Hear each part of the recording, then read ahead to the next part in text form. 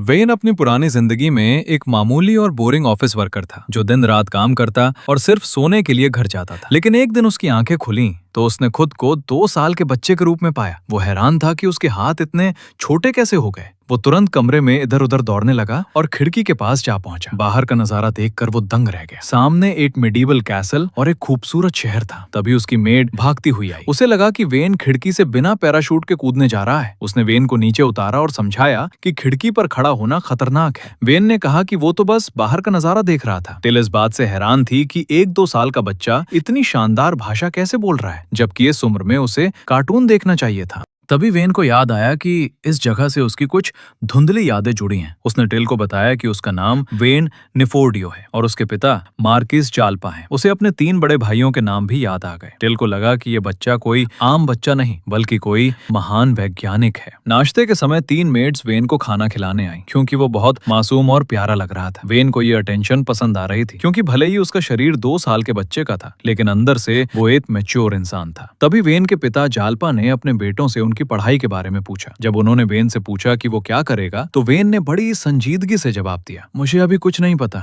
इसलिए मैं बिल्कुल शुरुआत से शुरू करूंगा और अपने देश की संस्कृति और इतिहास के बारे में जानूंगा। ये सुनकर उसके भाई हैरान रह गए, लेकिन उसके पिता हंसने लगे। उन्हें लगा कि उनका सबसे छोटा बेटा बहुत प्रतिभाशाली है और उसमें उनकी तरह फायर मैजिक या उनकी दिवंगत पत्नी की तरह जादुई शक्तियां होंगी। वेन जानता था कि इस दुनिया में अलग अलग जादुई शक्तियां होती हैं, लेकिन अमीर और कुलीन लोग 4 मुख्य तत्वों को पसंद करते थे: आग, पानी, हवा, धरती, क्योंकि इन तत्वों में हमला करने की बहुत ताकत होती थी और बाकी जादुई शक्तियों को कमतर माना जाता था। बाद में वेन ने टिल से देश के बारे में और बातें सीखी। जब उसने जादुई पत्थरों और क्रिस्टल्स के बारे में जाना तो पुराना बटलर एस्पार्डा उसके सामने किताबों का ढेर लेकर आ गया ताकि वो वेन का टेस्ट ले सके। वेन ने बिना उंगलियों पर गिने 3 + 5 = 8 का सही जवाब दे दिया, जिससे एस्पार्डा इतना इम्प्रेस हुआ कि उसने खुद वेन को पढ़ाने का फैसला किया। वेन समझ गया कि अब उसकी हालत खराब होने वाली है और हुआ भी यही। एस्पार्डा उसे सुबह से शाम तक पढ़ाने लगा, लेकिन इसका फायदा ये हुआ कि वेन कुछ ही हफ्तों में पढ़ना लिखना सीख गया। जब वेन 4 साल का हुआ तो उसकी तलवारबाजी की ट्रेनिंग शुरू हुई। उसकी पहली पार्टनर टिल थी जो वेन के हर वार को आसानी से बचा लेती थी। वेन एक बार भी उसे छू नहीं पाया और हार कर घुटनों पर बैठ। टिल उसका मजाक उड़ाने लगी।